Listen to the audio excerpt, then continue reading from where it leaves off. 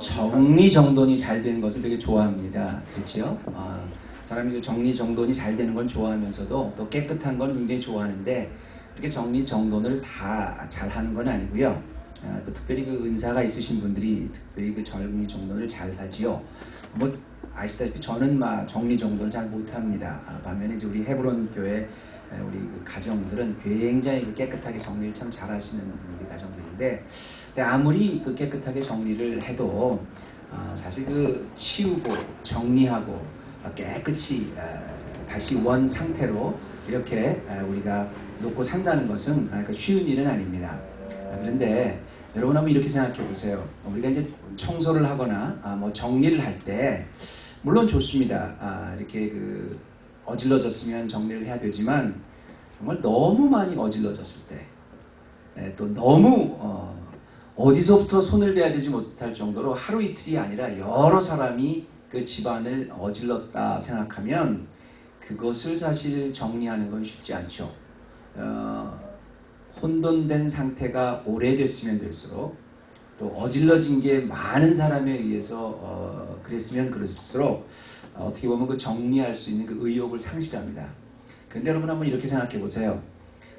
정리라는 것도 어느 정도지 정말 너무 많이 어질러졌다 그러면 사실 정리할 수 없잖아요. 근데 길이 그것도 있긴 있어요. 뭐냐면 너무 집안이 어질러졌다. 그럼 이사를 한번 다시 하면 됩니다. 그럼 싹 없어지죠. 제가 지금 무슨 말씀을 드리려고 여러분 그러냐면 아무리 매섭이 된 그런 집도요. 방법이 있어요. 정리하는 데 방법이 있고 도저히 손을 쓸 수 없을 지경에 가도 우리가 뭐 이사라는 그런 아주 극단적인 방법을 쓰면 사실 손을 댈 수가 있지요. 다만 이걸 바꿔서 이야기해서 만약에 우리의 인생이 망가졌는데 그냥 어느 정도 망가진 것이 아니라 완전히 처음부터 끝까지 손을 쓸 수 없을 만큼 모든 부분이 다 막히고 어려워지고 망가졌다. 그럼 여러분은 어떻게 정리하세요? 사람이 그렇지 않습니까? 인생에도 우리가 정리가 필요하고 정돈이 필요한데 어느 정도 됐을 때의 이야기지, 만약에 정말 모든 부분이 다 망가졌다. 그렇잖아요. 우리가 시험에 든다 그래도 그냥 보통 시험이라 그러면 한 가지가 오는 게 아닙니다. 보통 시험에 빠질 때 보면 한꺼번에 여러 가지가 한꺼번에 같이 와요. 그럴 때 보면 평소에는 괜찮았던 것까지 시험 당할 때는 더 말을 안 들어요. 그래서 우리 인생 자체가 망가졌을 때 여러분 어떻게 정리를 하십니까? 오늘 우리가 본문 말씀 요한복음 9장 1절에서부터 7절까지 말씀은 우리가 너무 잘 아는 말씀입니다. 예수님과 제자들이 길 걸어가다가 날 때부터 소경이 된 자를 만나서 제자들이 물어보는 거죠. 이 소경이 이렇게 소경이 된 것이 날 때부터 됐는데 이건 누구의 죄 때문에 그렇습니까? 이렇게 물어봐요. 이 말씀은 굉장히 유명한 말씀이기 때문에 이 예수님이 소경을 고쳐주신 이 사건을 통해서 여러 가지 측면에서 목사님도 설교를 하시고 어떤 말씀을 바라보지만 굉장히 중요한 관점 하나 놓치는 게 뭐냐면 이 사건을 지금 당했을 때 제자들이 물어보고 있는 질문의 배경에 대해서 우리가 잘 놓칩니다. 왜냐하면 지금 제자들과 예수님이 예루살렘 성을 나와서 이제 걸어가다 소경을 만났는데 날 때부터 소경 만났거든요. 근데 대체부터 제자들이 이렇게 물어보는 거예요. 예수님, 이 사람이 소경이 된 게 부모의 죄입니까? 아니면 이 사람의 죄입니까? 왜 그렇게 물어보냐면 유대인들은 잘 들으십시오. 누구든지 병이 들면 어떤 병이든 병의 그 병중이 크고 작은 거 상관없이 일단 병이 났다면 전부 다 그게 하나님이 내린 죄의 형벌이라고 생각을 했습니다. 그러니까 죄의 결과로 병이 났다고 생각했어요. 그렇게 따지면 이 제자들의 질문이 이해가 되죠? 보통 그냥 아픈 게 아니라 장님입니다. 전혀 앞을 못 보는 사람인데 분명히 무슨 죄가 있으니까 장님이 됐을 것이다 이렇게 믿었어요. 그런데 이 사람은 태어나서부터 장님이라고 했습니다. 그러니까 이 사람이 사실 죄를 졌는지 안 졌는지 아무도 모르죠.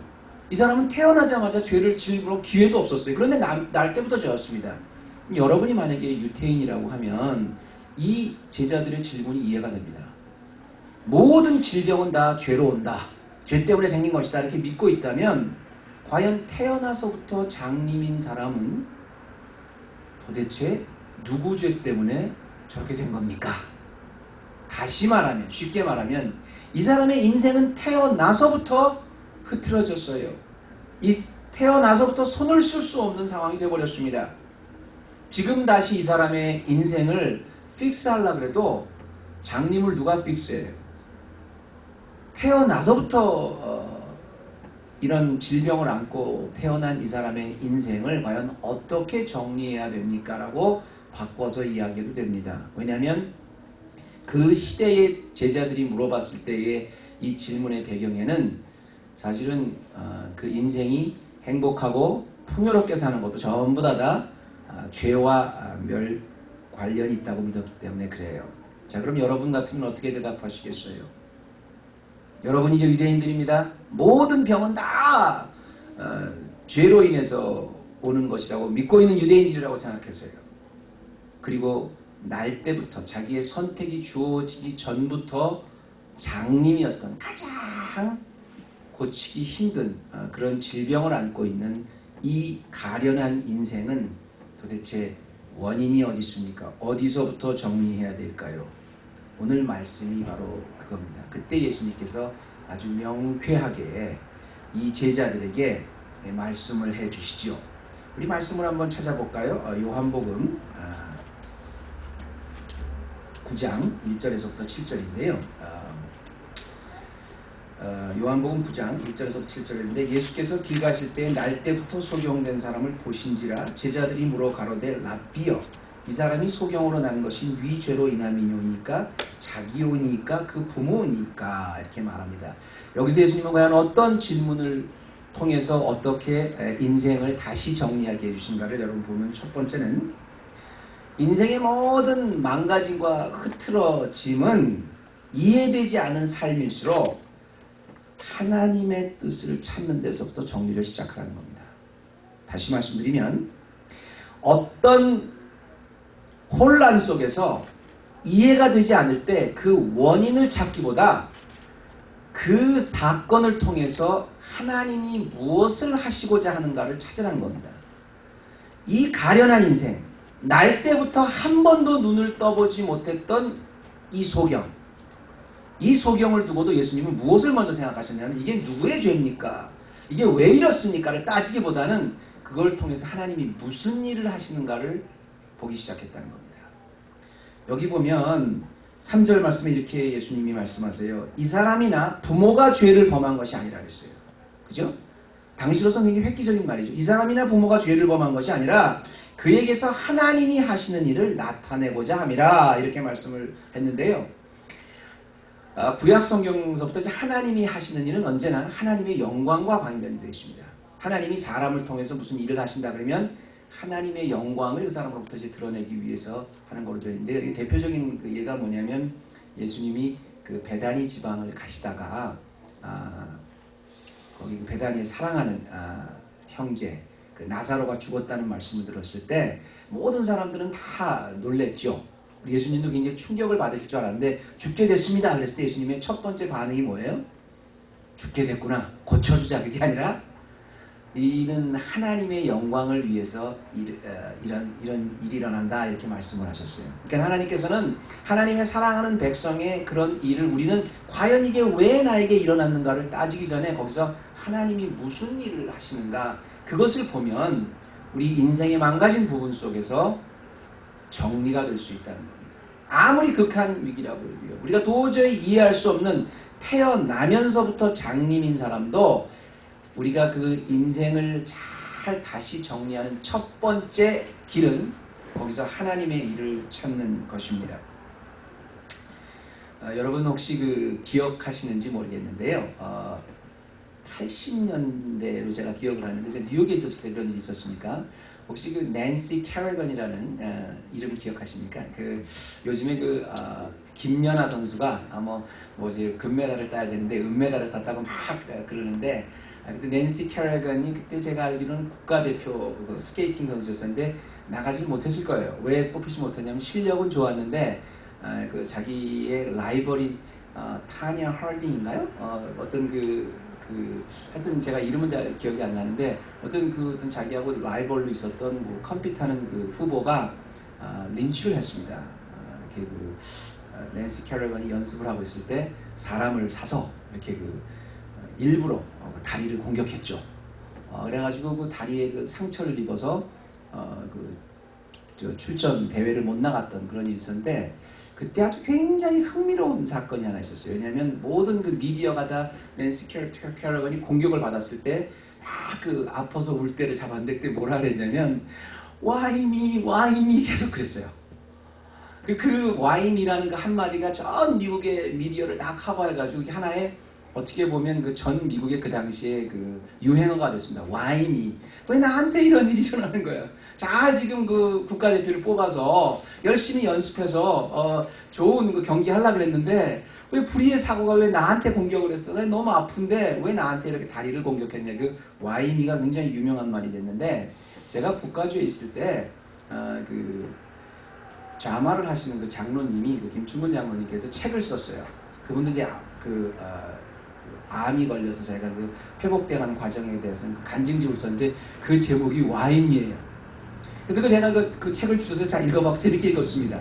그런데 그분이 문제는 얼마 있다가 그 와인이가 그렇게 유명했다는 겁니다. 그 와인이라는 그 말 자체가. 그래서 이제 그 책 제목까지 이제 와인이라고 그랬는데 얼마 있다가 그분이 다 치료를 받고 암이 또 재발을 했어요.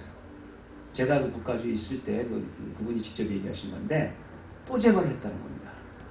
그러니까 이거 정말 와인이 기껏해가지고 다 책 됐는데 다 은혜롭게 하나님 회복시켰는데 와인이니까 뭐라 그랬으니까 어떤 장로님이 그래서 책을 쓸 때 이번에 당신 뭐라고 쓸 겁니까? 와이 또미 이렇게 책 제목을 쓰면 어떻겠냐 누가 들으셨대요. 근데 사실 그게요 낸시 캐러건만 그렇게 얘기한 게 아니고 김충근 장로님만 그렇게 얘기한 게 아닙니다. 우리 삶에 항상 우리는 위기를 닥치고 우리 삶이 도저히 정리할 수 없을 만큼 망가졌을 때 우리에게 제일 먼저 찾아오는 단어는 와인입니다. 와인이. 그러다 도저히 해결이 안 된다. 왜 그런지 아십니까 여러분? 왜 누구의 잘못으로 이 일이나 내가 뭘 잘못했는가 자꾸 인과응보의 차원으로만 생각하기 때문에 결국 해결이 안 되는 거예요. 와인이. 그러다가 또 찾아오면 와이 또니. 그러다 또 찾아오면 와이 온니니. 뭐 이런 식으로 계속 우리 성도들도 어떤 우리가 인간의 해결할 수 없는 망가진 부분을 그렇게 자꾸 원인을 찾는 것에서만 인과응보의 차원에서만 우리가 바라보기 때문에 그래요. 아니요. 오늘 말씀을 보면 제자들은 다 그렇게 생각했어요. 누구의 죄입니까? 도대체 누구의 죄 때문에 이 사람은 그렇습니까? 심지어 나면서부터 장님이라면 도대체 누구에게 블레임을 해야 됩니까? 이때도 예수님의 초점은 하나였습니다. 누구의 죄가 아니라 이 사람의 죄도 아니고 부모의 죄도 아니고 이 사람의 장님된 것을 통해서 하나님의 하신 일을 나타내고자 합니다. 우리 성도들의 가장 지혜로운 첫 번째 단계는 인생의 망가진 것을 다시 회복하고 정리하는 단계는 이것을 통해서 하나님은 무엇을 하시는가 하나님의 영광을 생각하는 것이 첫 번째 단계입니다. 두 번째입니다. 두 번째는 이렇게 황당무계한 삶의 이 상황이 차분하게 정리되기 위해서는 잘 들으세요. 언제나 피하지 말고 상황을 맞닥뜨리라는 것입니다. 맞닥뜨린 상황 속에서 언제든지 망가졌던 또는 굉장히 흐트러졌던 삶이 정리될 수 있다는 거죠. 어떻게 보면 좀 무리하다고 볼 수가 있는데요. 여러분이 오늘 말씀을 잘 들어보시면 예수님이 어떤 식으로 이 상황을 마무리하셨는지를 알 수 있어요. 뭐냐면 4절 말씀에 보면 이런 말씀이 나와요. 때가 아직 낮임에 나를 보내신 일을 우리가 하여야 하리라. 밤이 오리니 그때는 아무도 일할 수 없느니라. 예수님이 엉뚱한 말씀을 하십니다. 제자들은 지금 과연 이 사람이 눈을 먼 것이 이 사람의 죄입니까? 아니면 부모의 죄입니까? 누구의 죄든 간에 이 사람이 어떻게 해서 이러한 엄청난 망가진 인생을 살게 됐냐의 그 원인을 따지고 있었는데 주님은 뭐라 그랬다고요? 거기서도 주님이 하나님의 하시는 일을 따지려고 했죠. 근데 그게 다가 아니었습니다. 하나님이 하시는 일이 무엇인가를 주님은 먼저 살펴보신 게 다가 아니고요. 뭐라고 말씀하시냐면 때가 아직 낮이네. 주를 보내신 이의 일을 내가 해야 하리라 이렇게 말씀을 하시는데요. 여기에 때가 낮이고 밤이 오리니 그때는 아무 일도 할 수 없느니라. 근데 물론 이제 여러분이 여기서 보면 요한복음에는요, 이 때에 대한 얘기가 좀 많이 나옵니다만 예수님이 말씀하신 밤과 낮 그러면 대부분 상징적으로 이제 십자가 사건을 기준으로 해서 십자가 지시기 전에 그 사역을 할 때가 낮이고 십자가 사건을 어둠을 이렇게 보는 것이 뭐 모든 성서학자들의 공통적인 그 신학적 메시지입니다. 예수님이 밤이나 낮으로 이렇게 얘기하셨을 때는 언제나 낮은 지금 하나님의 일을 하실 수 있는 때고, 그 다음에 십자가 사건은 이제 밤, 어두움을 이렇게 표현한다는 것에 대해서 누구도 이제 반론을 제기하지 않죠. 다만 예수님이 여기서 이런 말씀을 하셨다는 겁니다. 바로 이 제자들이 궁금해하는 이 제자들을 놓고 지금은 내가 일을 할 수 있는 때니까 낮이니까 일을 해야 된다 이렇게 말씀을 하셨다는 거죠. 그러니까 하나님의 영광을 위해서 이런 일이 있구나만 한 것이 아니라 거기에 한층 더 나가서 그 상황과 맞닥뜨리셨다는 겁니다. 보세요 여러분. 지금 그 제자들이 지나가면서 이 소경이 왜 눈을 멀게 됐는지에 대한 원인을 따지고 있었습니다. 근데 제자들뿐 아니었었어요. 거기에 지나다니는 모든 사람들이 전부 다 그때 당시에는 병이 있으면 전부 죄 때문에 병이 있다고 믿었기 때문에 똑같은 의문을 가졌을 겁니다. 저 사람은 누구의 죄 때문에 저렇게 소경이 되었을까? 의문을 가졌을 거예요. 다만 거기는 모든 사람들이 다 지나갔고 그 사람을 봤지만 한 사람도 저 사람은 어떻게, 저 사람을 위해서 내가 무엇을 해줄 수 있을까, 고칠 수 있을까에 대한 관심이 없었어요. 더구나 거기는 그때 당시에 정말 기적의 슈퍼스타라고 하는 예수 그리스도가 그 주위를 지나가고 있는데도 누구도 저 사람 저한테 고쳐줄 수 없을까에 관한 관심이 없었어요.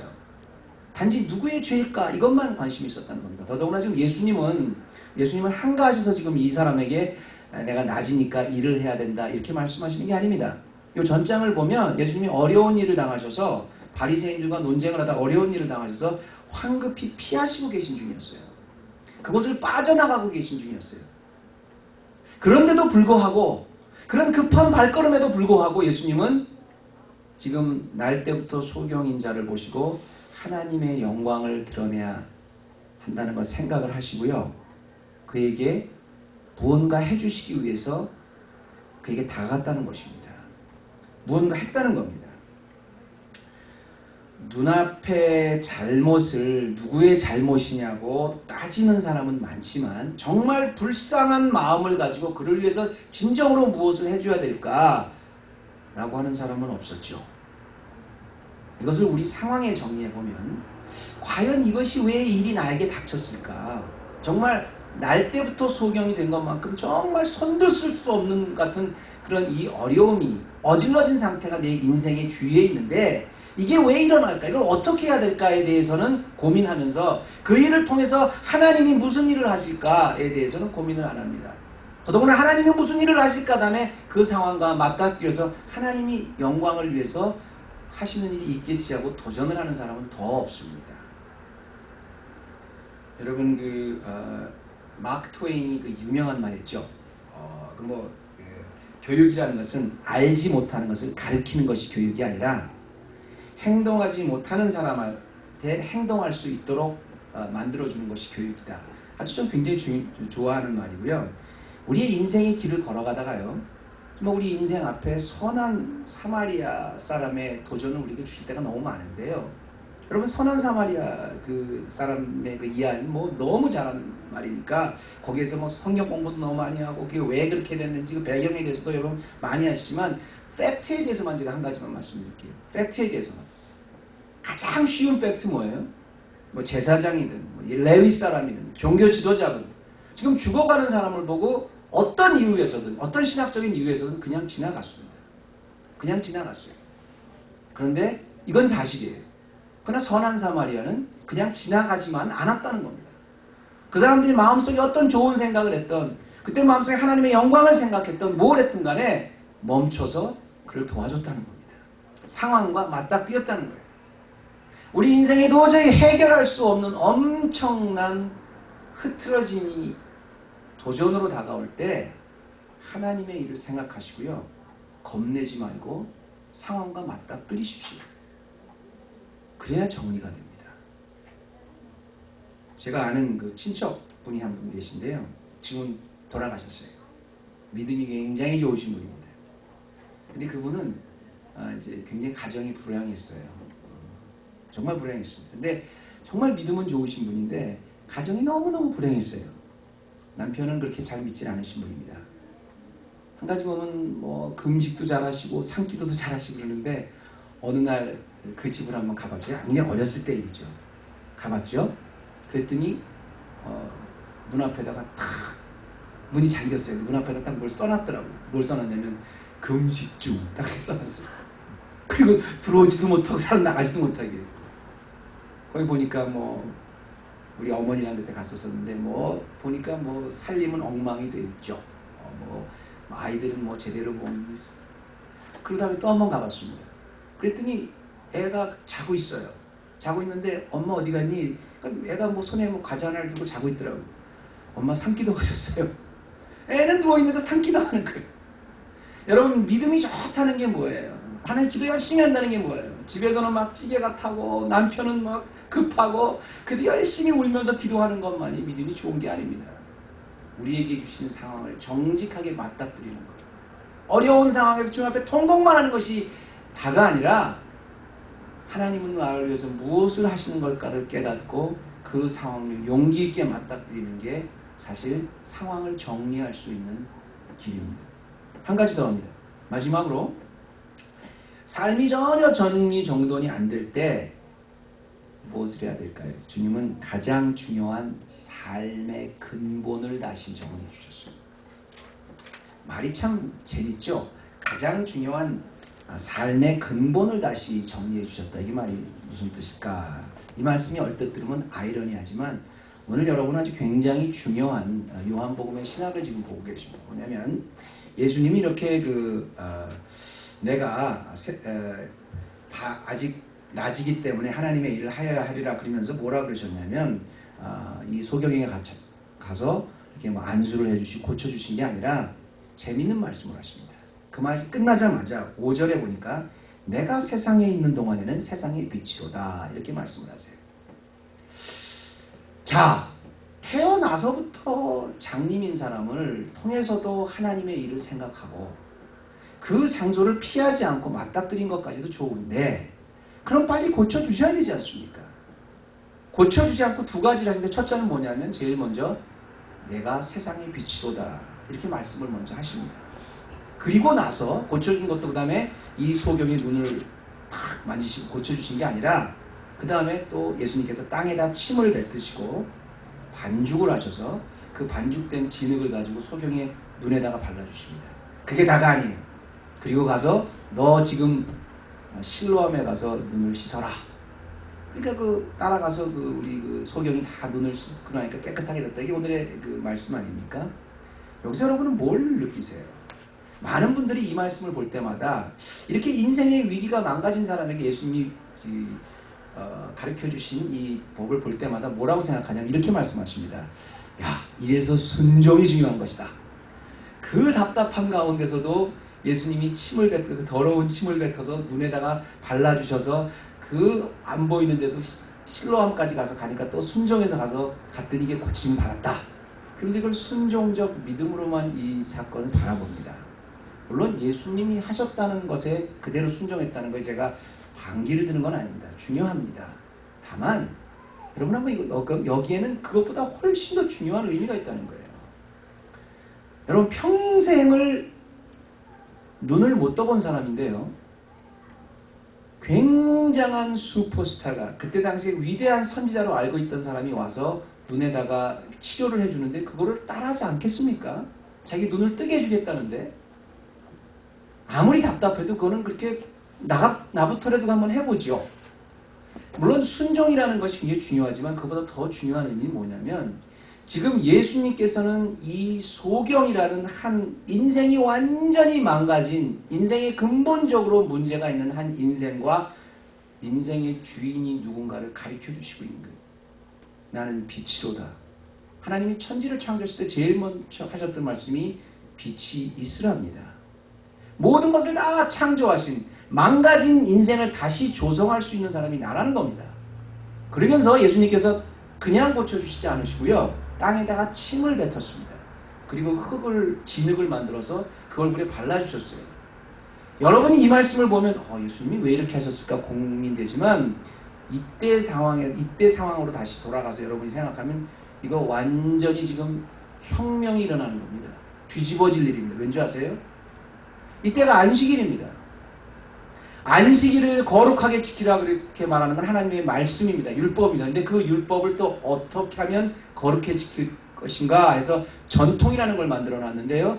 안식일을 어떻게 하면 거룩하게 지킬 것인가 해서 39가지 전통을 쫙 유대인들이 만들어 놨어요. 그 39가지 중에서 이제 중요한 게 노동을 하면 안 돼요. 지금 예수님은 노동을 하고 계신 겁니다. 침을 뱉으면 안 돼요. 예수님은 정확히 안식일에 침을 뱉으신 거예요.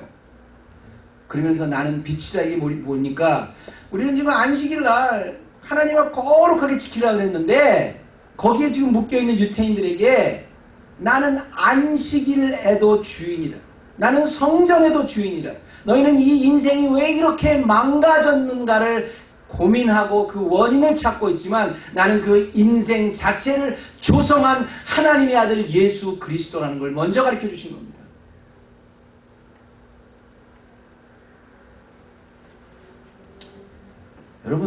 여러분이 만약에 예수님의 입장이라면 이 소경의 소원이 뭔지 몰랐겠어요? 태어나면서부터 장님입니다. 너 한 가지 소원이 있다면 뭐가 되겠냐? 당연히 눈을 뜨는 거죠. 주님이 보시기에는 눈을 뜬다는 그 선물보다 더 중요한 것, 이 소경이 눈을 다시 뜨게 된다는 것보다 더 먼저 해야 될 일은 나는 하나님의 아들, 나는 빛이라는 안식일의 주인이란 예수 그리스도를 그의 인생에 먼저 주셨어요. 그의 인생은 눈을 떴든 눈을 감았던 사실 어차피 망가졌던 인생은 마찬가지입니다. 그가 심지어 눈을 뜨게 됐다 그래도 그가 하나님의 아들이 누군지 빛이 무엇인지 그렇다면 그는 빛을 보았다고 영적인 빛을 본 게 아닙니다. 그의 인생은 영원히 망가져 있었을 거예요. 그가 심지어 눈을 감았다고 해도 만일 하나님의 아들을 알았다면 그의 인생은 복된 인생이죠. 눈이 뜬 인생이죠. 오래전에 라이언 화이트 혈우병 아빠라는 그 스토리가 굉장히 미국을 울렸을 때가 있었죠. 그때 굉장히 유명한 말이었는데 제가 다 기억을 못하는데 이런 거였습니다. 아버지가 이제 아들이 혈우병에 걸렸어요. 근데 아들이 이게 블러드 트랜스퓨전 하다가 그걸 뭐라 수혈을 하다가 잘못돼가지고 이게 에이즈가 걸렸더라고요. 아이가 13살짜리가 에이즈가 걸렸어요. 그때 13살짜리 아이가 혈우병을 치료하기 위해서 수혈을 하기 위해서 블러스를 받았는데 이게 에이즈가 걸렸으니 본인은 물론이지만 아빠가 얼마나 그 마음이 찢어지겠어요. 모든 걸 다 해봤습니다. 결국 고쳐줄 수 없어서 이 아이는 드디어 죽어갑니다. 5년 동안 살다가 결국 18살 때 숨을 거두는데요.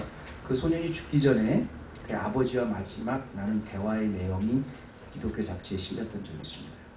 아들아 미안하다. 이제는 내가 내게 해줄 것이 아무것도 없구나. 이 아빠가 더 이상 어떤 선물도 너에게 줄 수가 없다. 그랬을 때 이 아들이 아주 굉장히 대단한 말을 합니다.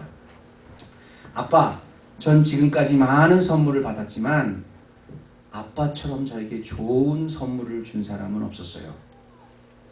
아빠는 저에게 이 순간에 천국을 갈 수 있는 티켓을 소개해 주셨잖아요. 바로 예수님을 아빠는 나에게 소개해 주셨잖아요. 아빠 때문에 내가 교회에 나가게 됐고 아빠 때문에 예수를 믿고 영생을 선물로 받았습니다. 이보다 위대한 선물은 저는 없어요. 이 한마디가 모든 사람의 심금을 울렸습니다. 여러분, 장님이 눈을 떴다. 이건 그 일생에 그렇게 흐트러졌던 일생에 일대 혁명이 일어난 거예요. 단 한 번밖에 있을 수 없는 인생의 완전한 정리가 일어난 겁니다. 그런데 장님의 삶에 눈을 뜬 것보다 더 중요한 혁명이 있습니다. 완전히 태어나서부터 망가졌던 인생이 다시 잘 정리가 정돈이 된 것 같은 장님이 눈을 뜬 것보다 더 중요한 것은 바로 빛이신 예수 그리스도를 만난 인생이 되는 겁니다. 그동안 쌓았던 기반이요, 배경이요, 내 삶의 가치를 변화시키는 모든 것이요, 우리 인생 자체가 송두리째 존재 가치의 근본적 혁명이 일어나는 것은 무엇보다 앞서 나는 빛이라, 그 장님의 눈을 뜨기도 전에 나는 빛이라, 안식일에도 주인이시고 내 인생을 조성하신 예수 그리스도를 만나는 것이 더 우리의 인생을 정리하기 위한 해답입니다. 사랑하는 성도 여러분, 오늘 말씀을 통해서 인생이 아무리 망가졌다고 해도, 아무리 흐트러졌다고 해도 밴드에이드 바르는 것이 아니라요, 근본부터 다시 정리해 주신 빛 되신 우리 주님 예수 말씀을 통해서 만나셔서 다시 한번 우리의 인생이 영원한, 완벽하게 깨끗하고 완벽하게 정리되고 완벽하게 해결받는, 수준이 틀린 차원의 정리의 축복을 받는 헤브론 교회 모든 성도님들 되시기를 주님의 이름으로 축원합니다. 기도하십시다. 하나님 아버지 감사합니다. 오늘도 우리가 말씀을 보고 참 이렇게 귀한 우리의 도전을 또 우리에게 주심을 감사드립니다. 우리 인생에서 가장 중요하신 빛 대신 예수 그리스도, 오늘도 말씀을 통해서 다시 인격적으로 더 깊이 만나서 그동안 흐트러졌던 우리의 짐, 무너졌던 우리의 마음, 망가졌고 어지러졌던 우리의 삶 전체가 주님 앞에 온전히 다시 깨끗이 치유받을 수 있게 하여 주옵소서. 감사드리며 예수님의 이름으로 기도드립니다. 아멘.